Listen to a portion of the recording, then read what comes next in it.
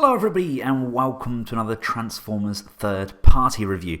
Today I'm taking a look at the latest offering from Unique Toys in the form of Y-02 RunMan, aka a Buzzing, but we recognise and know him as a masterpiece interpretation of Blurr. Blurr comes with Haywire and what I can only assume is Metroplex's transformation cog. Not entirely sure. If you do know, please leave a comment in the description below. Let's take a look at Haywire first.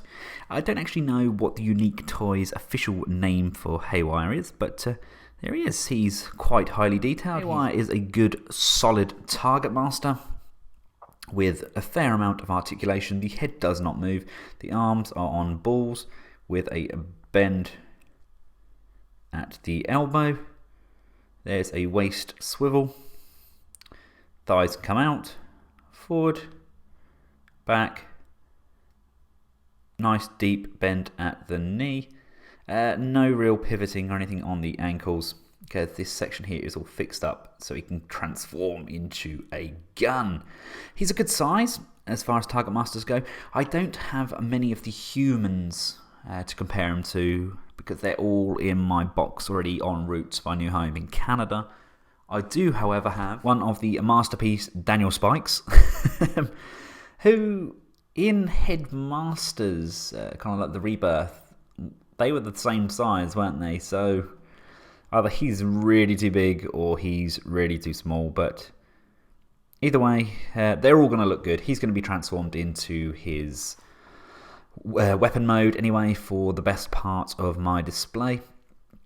So I'm not overly fussed about the size, but yeah, being a bit of a stickler for scale in the robot modes, he is a little bit too small in my opinion.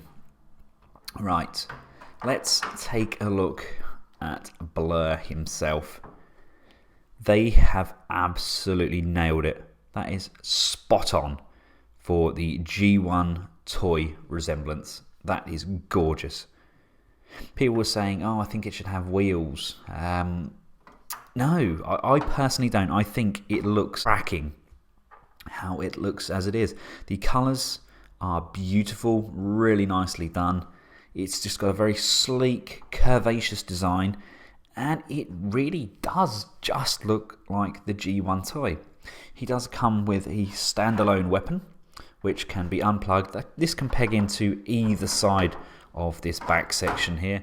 You can also flip the handle up on the gun, rotate this section around, and there we have a rifle for his bot mode.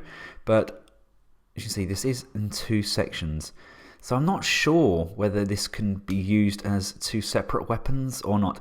Basically, because this is a pre-production sample from Robot Kingdom, I don't get instruction manuals with any of these. So they send them over to me, say, Ben, have a play, let us know what you think. And which is all very well, and it's really, really good. To get to have a nice early look, but you have to muddle your own way through and figure out things for yourself. So by the time this hits the stores, there'll probably be other ways of transforming stuff, and people already know about everything, and my transformations will probably be redundant. Because this is a pre-production sample, you will notice there are some slight flaws. Can you see this? There's a slight discoloration in the plastic on the seat there, so that one is slightly off colour in comparison to this one. But that is about one of the only flaws I've been able to find. Even flipping him over and looking at the underside, a majority of the bot mode is still hidden, and I think that is fantastic. That's a really good design layout if it can be hidden.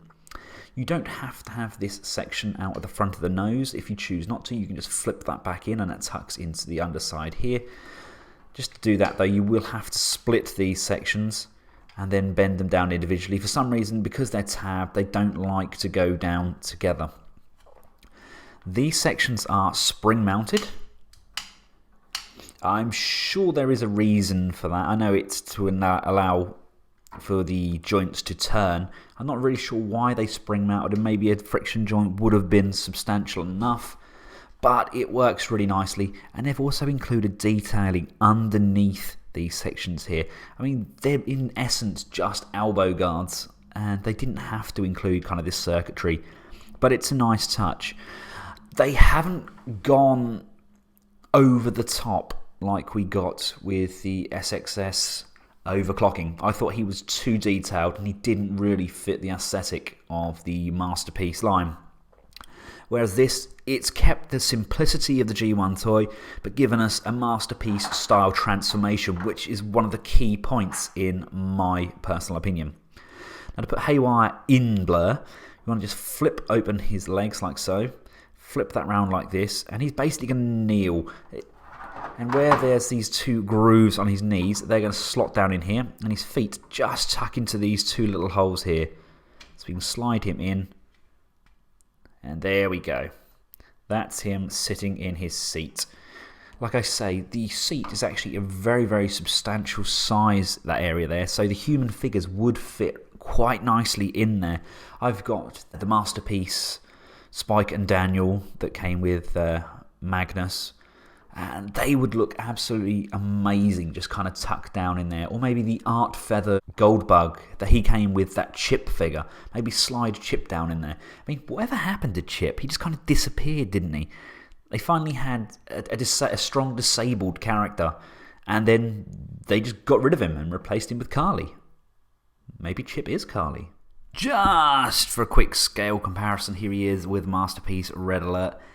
It's a difficult thing to say, is he in scale or not, because he's a futuristic Cybertronian space car. I don't have any exact measurements of the official futuristic Cybertronian space cars, so I can't give you exact figures, but he looks pretty proportionate to me. Right, to get Haywire transformed up into his gun mode, you want to rotate the body around. And as you rotate around, you want to bend it upwards like this. So he's kind of bent all his back. You want to flip around this gun section here. This section here actually opens up. There's a peg just at the bottom here, so you can slide this entire section up. That's going to be the handle, and this is going to be the front of the gun. So you want to rotate this around onto there. That's going to tab in onto the crotch and secure that in place.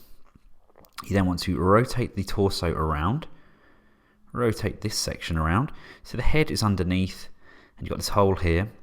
You then want to twist the arms, and as you twist the arms, you can rock them up on this shoulder joint, and as you rock them up on the shoulder joint, they're going to rock to the back of the torso, like so, and then just tab the arm into the gun. Let's do the same with this one, rotate, and rock that up, and that's just going to tab in either side of the gun, and just finish everything off. There we have Haywire in his gun mode. This hunky chunky monkey of a bot transformed up into his robot mode. Your first port of call is going to be to just untab this back section here. That's kind of holding this entire thing in place. It's just tabbed in on the back of this crotch section. Just loosen that up like so. That now allows us to get access to pretty much everything under here. This crotch section here is tabbed into the legs, just here and here. Just unpop that. Come around to the arms. Just get the arms out of the way. You're going to untab them just from this blue section here, and they're actually on a swivel. You want to just rotate this up and out of the way like so. Do you see how I did that? So untab this from this blue section, rotate this section around, and then move it up out of the way. You're using the sprung sections here just to give you a lot of clearance. These sections here, the seats just untab. One is tabbed into the other, and then these leg sections are going to just slide out. So we're going to pull the foot section out. Basically, it's tabbed in behind here, and these feet, I'll come around this side so you can see what I'm doing here. These feet are tabbed into the side of the crotch, so just give that a little push, and that allows us to slide these feet sections out. Come down to the feet, slide that tab in, rotate that section in, and this section which formed the front of the car, just bend that back on itself, fold that backwards in like so, come round to these legs, open up this section here, pop this section up, rotate the thruster around, tab that back in, pop that in. I'm going to slide this section just back, bring the knees down. You want to rotate the leg around. If you look inside, this front section here is going to slide upwards and lock in over that knee, and we can close this section back off. Let's do the same with this side. So rotate the knee so it's at the front. See this screw section here? If we slide that screw section up, it brings this section up and over the knee. We can then lift this up, slide that in, tab the back of the leg together. Rotate this blue section down, and that allows you to close off the back of the leg. Rotate the thighs around, and they're going to form the front of the robot. This section is going to flip up and form the front of the crotch. We'll just leave that down for now whilst we sort out these shoulder sections. If we come to the top here, we want to just split these sections apart, fold each of these tabbed sections down and down like so. If we have a look here, just move these arms back and out of the way. Arms are just tabbed into the side of this black section to just give that a little push, and that unplugs. That allows us to rock these arms around, and that's now going to let us flip this section up and over. But in the process of doing so, we've got this head here. So if we flip the blue section down from the front, pop that up, pull up the head, rotate the head around, and that is an amazing Blurr sculpt. Slide the head back in, tuck that into the chest. These sections on the underside here are going to fold up and around. So you want to flip this section up, down, and back down. Just gives you a lot more room for clearance. So up, down, and back round. And then we can bring the chest all the way up to the front, and then fold his crotch piece over, tabbing that back in. Let's come round to the back. This section here, which was part of the seat, is actually going to pop up from the underside. So if you give it a little push, it pops this blue section up, like so. And there's basically a rocking system in here. This whole section goes down and through the hole on the underside. So it pops out of the other side here. Untab these blue sections by applying pressure on the base and the top. Pop and pop, slide out, rotate that around, and slide that back in. That's going to tab down there. You can then bring this backpack section back and over. There's these two tabs here. They're going to tab in and locate on the backpack. We can then bring this section and this section together. Again, using tab and tab, slide that in. And there's a tab at the base of the spine. Let's just locate everything and push this all together, locking everything super firmly into place. And there we have him in his robot mode. See, that took no time at all to transform. What a gorgeous transformation, and that is a fantastic bot mode.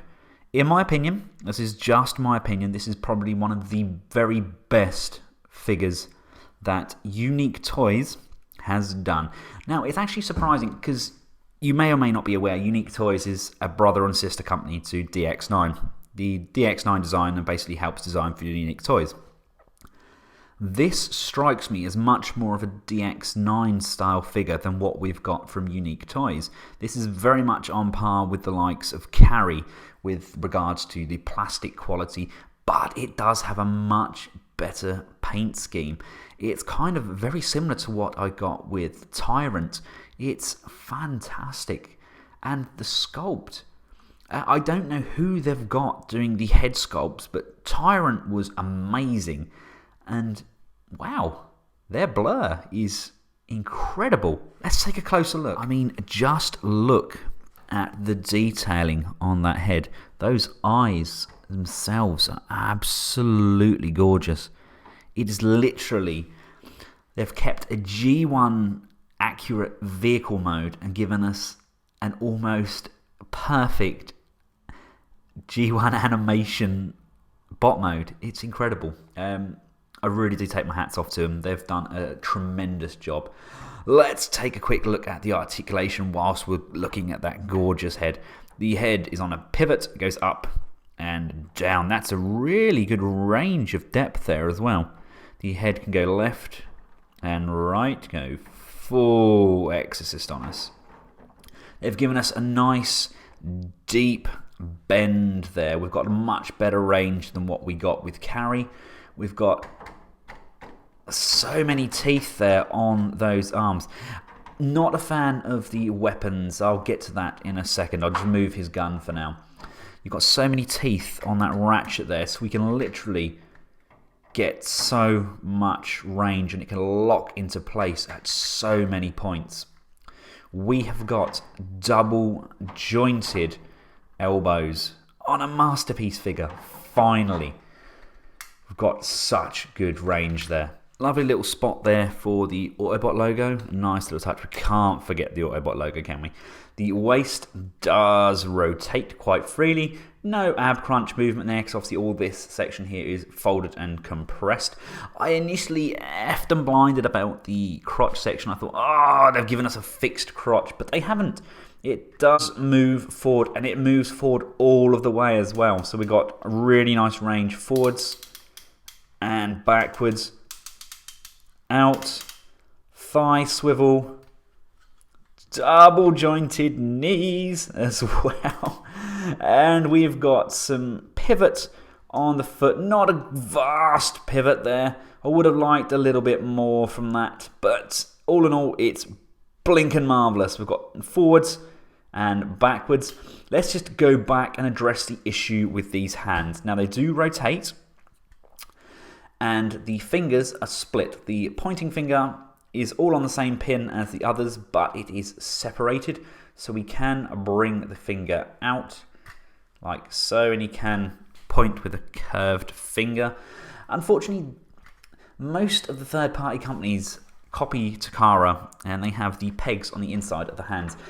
Unfortunately, Unique Toys hasn't. They kind of just allow for friction to hold the guns into place. It works really well with Blurr's actual rifle, but for some reason he doesn't want to hold the Target Master as firmly. I mean, it's not going to fall out, it will hold in there, but it flip-flops a little bit. You know, if we tighten that up and you give it a shake, it's not as secure as I would have liked. Maybe it's probably too late for them to do anything about that, but it would have literally just have been the sexy icing on an already gorgeous cake. I mean, he really is one of the most dynamic and well-balanced figures that they have given us to date.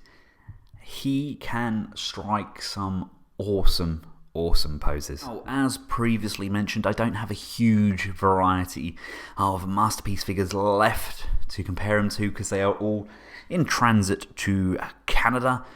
But here he is with the Sideswipe mold. In my opinion, that's actually a pretty good scale. I'm really looking forward to them being like a Springer and that as well. But for those that want an exact size, he stands approximately 21.5, I think, about 21.5 centimeters tall.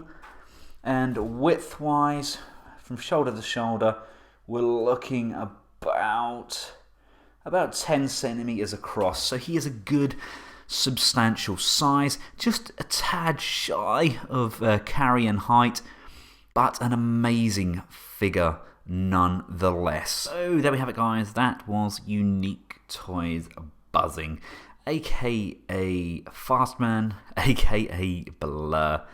In all honesty, it's a fantastic figure. It's definitely worth the money. It was a nice surprise to have this turn up on the doorstep. I didn't know it was en route yet, and I'm glad it arrived just before I left for Canada. It honestly is a fantastic figure. If you love your Season 3 Transformers, then I can honestly say you will not be disappointed with this figure. Build quality is next to none. It's probably one of the best built they have done to date. I haven't found any die cast on it, but I believe the joints around the waist and arms, they do feel like die cast, so I'm assuming that's where it is. There's the feet. They normally have it in the feet, but the feet don't have much weight to them at all, so I think it's all around the waist and the joints, which is where we want it really. We want joints that are going to last. Thanks again to the guys over at Robot Kingdom for sending this out, and I can honestly say it is a delightful figure. There's a lot of Blurr fans out there that are going to absolutely love this, me being one of them. If you found the video useful, please give it a big thumbs up. And until next time, thanks for watching. Goodbye.